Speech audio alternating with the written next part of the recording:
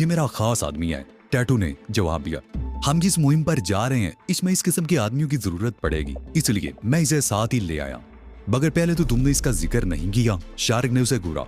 इससे मुलाकात ही आज हुई, टैटू ने कहा। इसका नाम मांडा है। मैंने इसे जिक्र किया तो फौरन ही तैयार हो गया। परेशान होने की जरूरत नहीं, मांडा बड़े काम का आदमी है।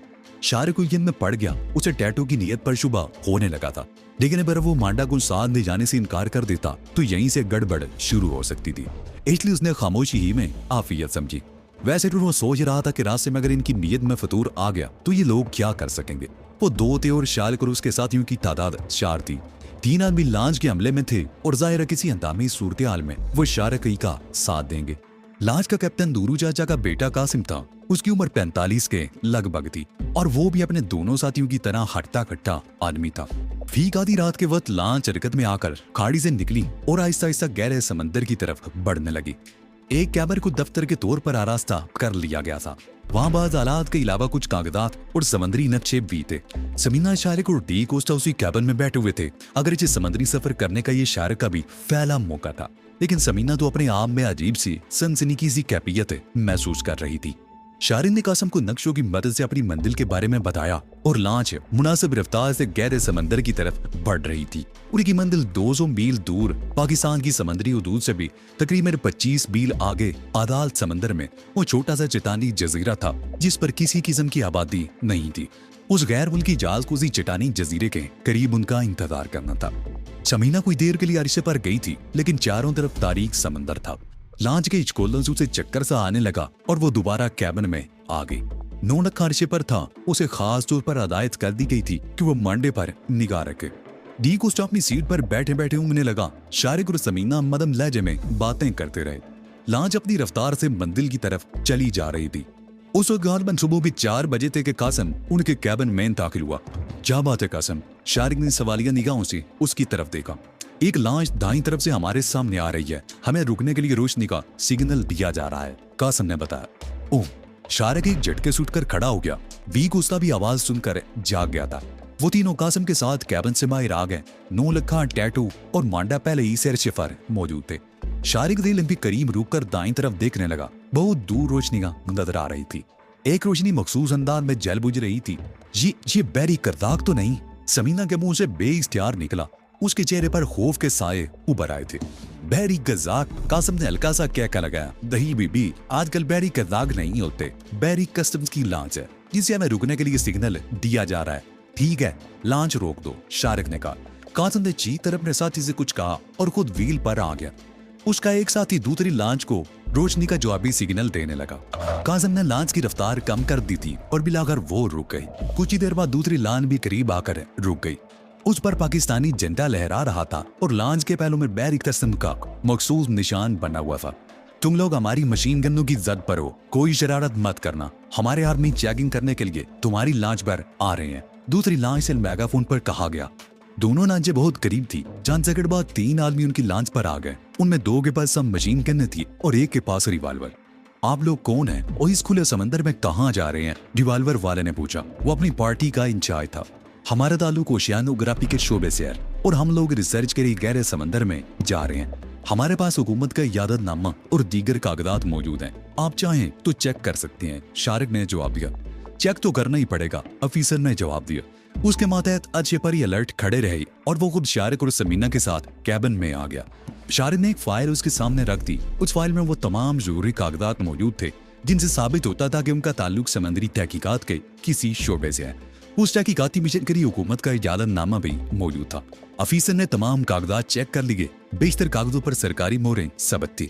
उसने कागजात देखते हुए मुतमईन अंदाज में सारी ला लिया और फाइल वापस करते हुए बोला, आपके कागजात तो डूब जाए, लेकिन हम लॉन्च की तलाशी लेना चाहते हैं। ठीक है, हमें कोई एतराज नहीं, आप तलाशी ले लीजिए, शारिक ने कहा। अफीसर कैबिन से बाहर आ गया। उसने अपनी लॉन्च से 2 आदमी और बुलवाई और वो लॉन्च की तलाशी लेने लगे। बैरी कस्टम की नलकारों का वास्ता दिन रात मुख्तलिफ किस्म की लांचों और जहाजों से पड़ता रहता था और वह अच्छी तरह जानते थे कि किसी चीज की लांच की तलाशी के दौरान कौन कौन सी जगहों पर तवज्जो दी जानी चाहिए। वो तकरीबन 1 घंटे तक तलाशी लेते रहे, लेकिन उन्हें लांच के किसी भी हिस्से से कोई काबिल एतराज चीज नहीं मिली थी। लांच ये कागजात भी दुरुस्त थे। कासिम के पास पाकिस्तान की समंदरी हुदूद में माही गिरी था, इजाजतनामा भी मौजूद था और शारिक के पास हुकूमत का जारी करता वो लेटर भी था जिसके तहत इस पार्टी को पाकिस्तान की समुद्री हदूद के बाहर तहकीकात की इजाजत दी गई थी। लॉन्च के कागजात दूसरे कोई काबिल एतराज चीज नहीं मिली थी, इसलिए लॉन्च को रोकने का कोई जवाब नहीं था। ठीक है जनाब, कस्टम ऑफिसर ने कहा, आप लोग जा सकते हैं। तमाम कस्टम वाले अपनी लॉन्च पर चले गए। उनकी लॉन्च समंदर के पानी में एक सफेद मोहराब सी बनाती हुई बाईं तरफ चली थी। कासिम ने भी लॉन्च का इंजन स्टार्ट कर दिया और उनकी लॉन्च भी हरकत में आकर अपनी मंजिल की तरफ बढ़ने लगी। उस वक्त दिन का उजाला फैलने लगा था। नोनकाल से पारी था और समीना, शारिक और डी कोस्टा अपने कैबिन में बैठे इस सूरत पर तबसरा कर रहे थे। अगर ये ताजाद मारर से तैयार ना कराए गए होते तो हमारा मिशन तो यहीं पर खत्म हो जाता। शारिक ने डी कोस्टा की तरफ देखते हुए कहा, इसलिए तो मैंने कहा था ना कि टैटू बड़े काम का आदमी है। डी कोस्टा ने जवाब दिया, इसने कागजात तैयार कराने के लिए जिस आदमी का इंतखाब किया था वो वाकई फनकार साबित हुआ। कस्टम ऑफिसर को इन कागजात के जाली होने पर जरा भी शुबा नहीं हो सका।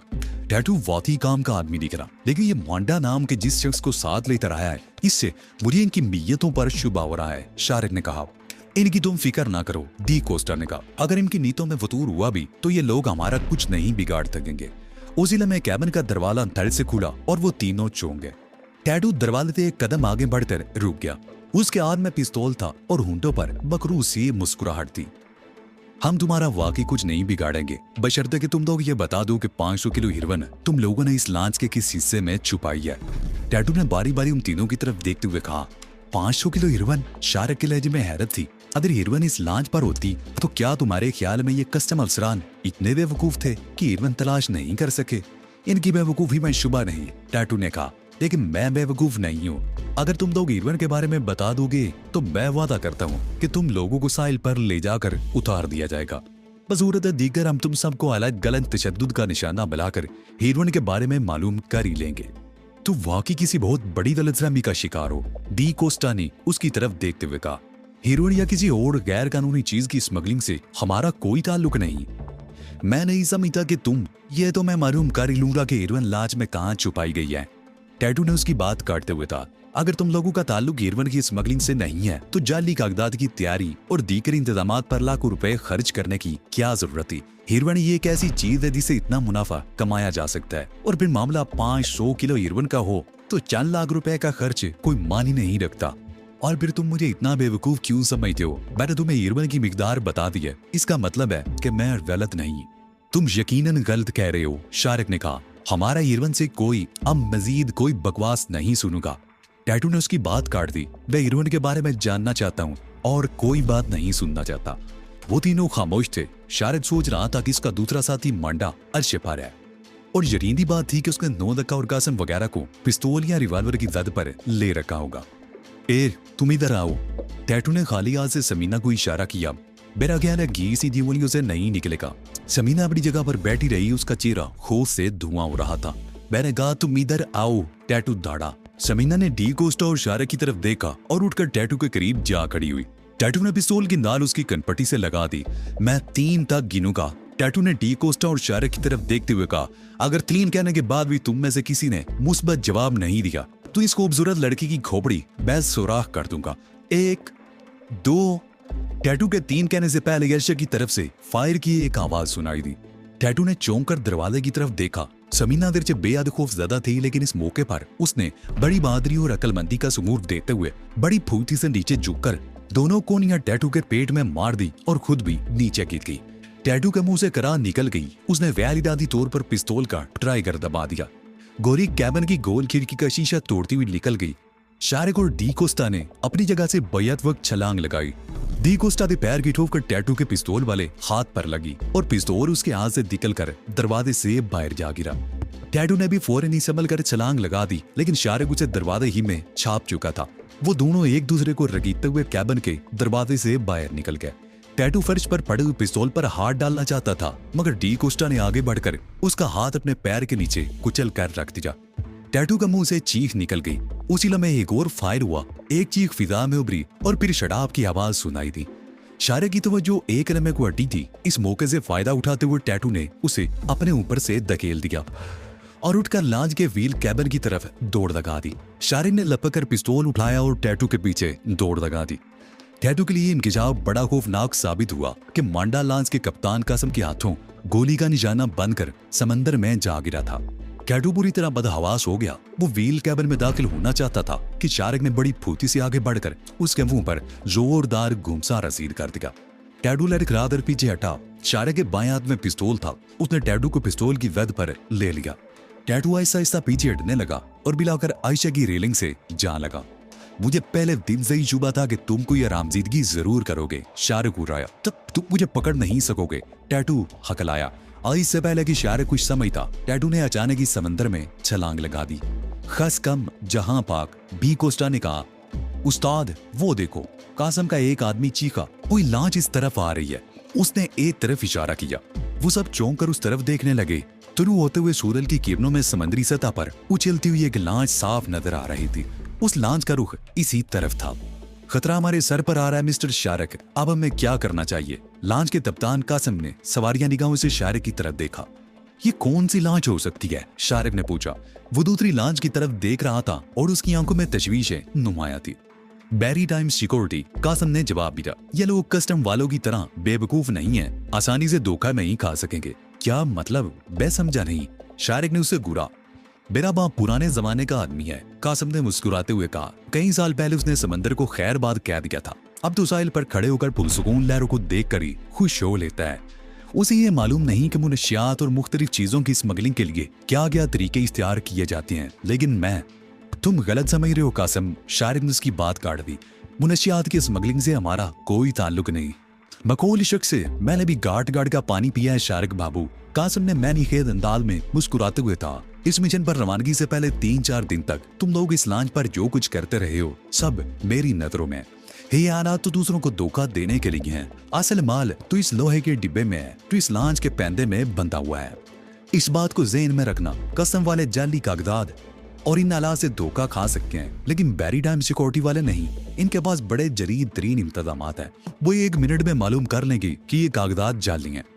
वो यही करेंगे ना, वायरलेस पर अपने हेडक्वार्टर से राब्ता कायम करके हमारे कागजात के बारे में तस्दीक करने की कोशिश करेंगे। शारिक एक लम्हे को खामोश हुआ।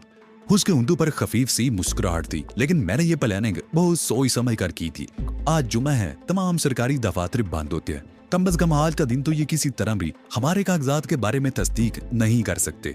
ऐसी बातों की तस्दीक के लिए तो इनके पास और भी बहुत से जराए हैं, कासम ने कहा। पर चल नामों की खामोशी के बाद दोबारा बोला, तुम शायद ये भूल रहे हो कि मांडा की लाश समंदर में तैर रही होगी और टैटू भी अभी समंदरी लहरों पर हाथ पैर मार रहा होगा। इन दोनों में से कोई भी लाजवानों की नजरों में आ सकता है और ऐसी सूरत में उनके शिकंजे से बच निकलना मुमकिन नहीं होगा। अब फैसला तुम्हें करना है कि इनके हाथ से बचना चाहते हो या। उसने मैंने के अंदाज में जुमला अधूरा छोड़ दिया। तुम क्या चाहते हो कासम? शारिक ने उलझी हुई नजरों से उसकी तरफ देखा। उसे समझने में देर ना लगी कि वो उन्हें ब्लैकमेल करना चाहता है। इंतजामात पर लाखों रुपए खर्च किए गए हैं तो माल तो करोड़ों का होगा, कासम बोला। मैं तुम्हें 50,000 देने को तैयार हूँ, शारिक उसका मतलब समझते हुए बोला। 50,000 तो बहुत कम है शारिक बाबू, कासम ने मुस्कुराते हुए कहा। 5 लाख की बात करो, 5 लाख की। देखो कासम, शारिक ने उसके चेहरे पर नजरें जमाते हुए कहा, यह माल हमारा नहीं है, हम तो सिर्फ कमीशन पर काम कर रहे हैं। मैं तुम्हें ज्यादा से ज्यादा 1 लाख रुपए दे सकता हूँ। अगर तुम्हें कबूल है तो ठीक, मैं सूरत दीगर लांच रोक लूं और इसके बाद जो होगा देखा जाएगा। वैसे तुम्हें ये बात भी ज़हन में रखनी चाहिए कि ये लांच तुम्हारी है। अगर इसमें से कोई गैर कानूनी चीज बरामद होती है तो बच तुम भी नहीं सकोगे। इसलिए अक्लमंदी यही है कि 1 लाख रुपए पर ही इक्तफा कर लो, ठीक है? कासम के ऊँटों की मुस्कुराहट गहरी हो गई। उसने अपने एक साथी को आवाज देकर करीब बुलाया और अपनी जबान में कुछ कहा। वो इंजन रूम की तरफ दौड़ गया। दूसरा साथी हदायत पाकर लांच के उस हिस्से की तरफ दौड़ गया जहां से रस्से और जाल वगैरह रखे हुए थे। पहला आदमी जल्दी वापस आ गया। उसने एक सूटकेस उठा रखा था। तुम लोग इसके साथ कैबिन में जाओ और कपड़े बदल लो। उस सूटकेस में एक जनाना जोड़ा भी है जो तुम्हारी साथी को पूरा आ जाएगा, बल्कि ढीला होगा और ढीला लिबास ही इसके लिए बेहतर है। हमें इस किस्म की सूरत-ए-हाल का अंदाजा था, इसलिए मैंने पहले ही इंतजामात कर लिए थे। क्या करना चाहते हो? शारिक ने उलझी हुई नजरों से उसकी तरफ देखा। हम लोग माही गिर हैं, मछलियां पकड़ने के लिए गहरे समंदर की तरफ जा रहे हैं। खुले समंदर में माही गिरी का इजाजतनामा हमारे पास मौजूद है, कासम ने कहा। लेकिन माही गिरी की लांच पर एक औरत की मौजूदगी। शारिक ने उलझी हुई निगाहों से उसकी तरफ देखा। वो कासम का मतलब समझ गया था। माही गिरी की लांच पर किसी औरत का मौजूद होना अचंभे की बात नहीं, कासम ने कहा। माही गिरी जब ज्यादा दिनों के लिए खुले समंदर में जाते हैं तो खाना वगैरह पकाने के लिए लड़की किसी औरत को भी साथ ले लेते हैं और बाद औकात तो बच्चे भी साथ होते हैं। माहीगीरों की जिंदगी समंदर की लहरों पर गुजरती है, इसलिए औरत की मौजूदगी के बारे में परेशान होने की जरूरत नहीं। जाओ तुम लोग जल्दी से लिबास बदल दो, वो तमाम आलात जो कैबिन में लगा रखे हैं समंदर में फेंक दो। अर्शे पर लगे हुए आलात मेरे आदमी फेंक देंगे। तुम्हारे कागजात और अपने ये कपड़े समेट कर सूटकेस में बंद करके मेरे आदमी के हवाले कर देना, मेरा आदमी उनका भी बंदोबस्त कर लेगा। अब जाओ, देर मत करो। शारिद वगैरह कासिम के मातहत नबी बख्श के साथ कैबिन में आ गए। नबी बख्श ने सूटकेस मेज पर रख दिया और दूसरी मेजों पर लगे हुए आलात उखाड़ने लगे। शारिद ने तमाम कागजात समेट कर फाइल में जमा कर दिए। नबी बख्श वो कीमती आलात समंदर में फेंक आया। 9 लक्का वगैरह सूटकेस में से लिबास निकाल रहे थे। ये पुराने और इस्तेमाल शुदा लिबास थे और ऐसे ही थे जैसे माहीगीर इस्तेमाल करते हैं। 9 लक्का और डी कोस्टा अपने अपने लिबास लेकर दूसरे कैबिन में चले गए। समीना के लिबास के साथ प्लास्टिक की चूड़ी, सफेद और नीली चूड़ियां भी थी और एक चादर भी और चांदी के बाले भी। तुम जल्दी से कपड़े बदल लो, मैं कोई और जगह तलाश करता हूँ, शारिद ने समीना से कहा और नबी बख्श को लेकर कैबिन से बाहर आ गया। समीना ने दरवाजा बंद कर लिया और बड़ी तेजी से लिबास तब्दील करने लगी। उसने प्लास्टिक की चूड़ियां पहन ली और कानों में बाले भी। उसने अपनी पैंट शर्ट तय करके बेल पर डाल दी। पैंट की जेब में कुछ रकम भी थी जिसे निकालकर उसने अपने गिरे बान में ठूंस लिया। कैबिन के बाहर शारिद भी एक आड़ में खड़ा लिबास तब्दील कर रहा था। ये लिबास उसके जिस्म पर ढीला डाला था जो बहरहाल बेहतर था। सर पर चेक का रुमाल भी लपेट लिया और जूते उतार कर वो चप्पल पहन ली जो सूटकेस से बरामद हुई थी। दूसरों के हिस्से में भी एक एक चप्पल आई। सूटकेस में 2 जोड़े बच गए थे। कासिम ने पहले ही से पूरा इंतजाम कर रखा था। बाकी दोनों जोड़े टैटू और मांडा के लिए थे, लेकिन वो दोनों समंदर बुर्द हो चुके थे। समीना ने कैबिन का दरवाजा खोल दिया। उसने चादर भी ओढ़ रखी थी। नोना की रंगत सांवली थी और डी कोस्टा अपनी उसी रंगत का मालिक था। उन्होंने जो लिबास पहने थे उनमें वाकई वो माहीगीर ही लगते थे। शारिक और समीना की रंगत गोरी थी। समीना ने हाथ और चेहरा चादर में छुपा लिया था। पैर भी जमीन पर लगे हुए दागरे में छुप गए थे। अलबत्ता शारिक की रंगत उसकी चुगली खा सकती थी, लेकिन उसका भी हल तलाश कर लिया गया था। नबी बख्श उसे कैबिन वाले कमरे में ले गया। शारिक ने मोबाइल ऑयल वगैरह इस तरह हाथों और चेहरे पर मल लिया जैसे इंजन मैकेनिकों के मुंह आमतौर पर काले होते हैं। नबी बख्श सूटकेस ठिकाने लगाया था जिसमें उनके कपड़े, जूते और वो जाली कागजात थे। फिर वह समीना को इशारा करते हुए बोला, बीबी तुम मेरे साथ आओ। समीना ने शारिक की तरफ देखा और फिर नबी बख्श के पीछे चल पड़ी। नबी बख्श उसे इंजन वाले कैबिन के पिछली तरफ ले गया, जहाँ 3 एतराफ में तख्ते खड़े करके ये मुख्तसर सी जगह गोया बावर्ची खाने के तौर पर मखसूस कर दी गई थी। मट्टी के तेल का चूल्हा, चाय के बर्तन, प्लेटें और खाने पकाने के लिए जरूरत की हर चीज मौजूद थी। चूल्हा जल रहा था और उस पर धुएं से काली एक केतली चढ़ी हुई थी। इस डिब्बे में चाय की पत्ती है, इसमें चीनी और ये खुश्क दूध है। प्लास्टिक इस कनस्तर में पीने का पानी, केतली चढ़ी हुई है, तुम यहाँ बैठकर चाय बनाओ। नबी बख्श ने उसे उसकी ड्यूटी समझा दी। 9 लक्का और डी कोस्टा कासिम के दूसरे मातहत उमर के साथ अरशे के एक हिस्से में मछलियां पकड़ने वाले जाल और रसों में उलझे हुए थे। शारिक इंजन वाले दरवाजे पर खड़ा था। उसकी नजरें धूप में चमकती हुई उस सफेद बोर्ड की तरफ जा रही थी जो लम्हा बलम्हा करीब आती जा रही थी। उसकी आंखों में तशवीश थी। कासिम ने उनके उड़िये बदलने में अगरचे बड़ी फुर्ती दिखाई थी, लेकिन इस बात का अंदेशा बहरहाल मौजूद था कि उन पर किसी किस्म का शुबा न कर लिया जाए। उसे कासिम पर भी बड़ी हैरत थी। बदायर सीधा साधा नजर आने वाला ये आदमी बड़ा घाघ निकला था और इसने मौके से पूरा फायदा उठाया था। उसे यकीनन शुरू ही से इन पर शुबा रहा था और गालिबन किसी मौके की तलाश में था। शाहरुख को यह दादा लगाने में भी दुश्वारी पेश नहीं आई थी कि कासिम की लांच स्मगलिंग में इस्तेमाल होती रही थी और वो खुद भी इस धंधे में मुलव्वस रहा होगा। अगर ऐसा ना होता तो वो उनके बारे में इस कदर सही अंदाजा ना लगा लेता। कासिम की सारी जिंदगी समंदर की लहरों पर गुजरी थी। वो एक मशाक मल्लाह था। वो लांच को उस जगह से बहुत दूर ले गया था जहां समंदर में मांडा की लाश गिरी थी और टैटू ने छलांग लगाई थी। वैसे उसे यकीन था वो दोनों अब तक मछलियों की खुराक बन चुके होंगे, लेकिन उसके बावजूद वो मैरीटाइम सिक्योरिटी वालों को कोई ऐसा मौका नहीं देना चाहता था जिससे उन पर किसी किस्म का शुबा कर सके। वो लांच भी इस तरह वहां से निकाल कर ले गया था कि ये शुबा भी ना हो सके वो फरार की कोशिश कर रहे हैं। दूसरी लांच करीब होती जा रही थी। वो इस दायरे की सूरत में आगे बढ़ रही थी। उसका अंदाज आता था जैसे सामने से उस लांच का रास्ता रोकना चाहती हो। लांच पर भारी मशीन गन ने नस्म थी और जवान बड़े अलर्ट होके उन मशीन गनों के साथ खड़े थे, जैसे अपने ऑफिसर का हुक्म मिलता ही फायर खोल देंगे। कुछ जवान सब मशीन गन संभाले खड़े थे। कासिम ने अपनी लांच की रफ्तार कम कर दी और बिलाखिर वो रुक गई। दूसरी लांच भी उनके बराबर आकर रुक चुकी थी। वो जवान रेलिंग पर चढ़कर उनकी लांच पर कूद आए। ओहो, ये कासिम है, एक जवान ने कासिम की तरफ देखते हुए कहा।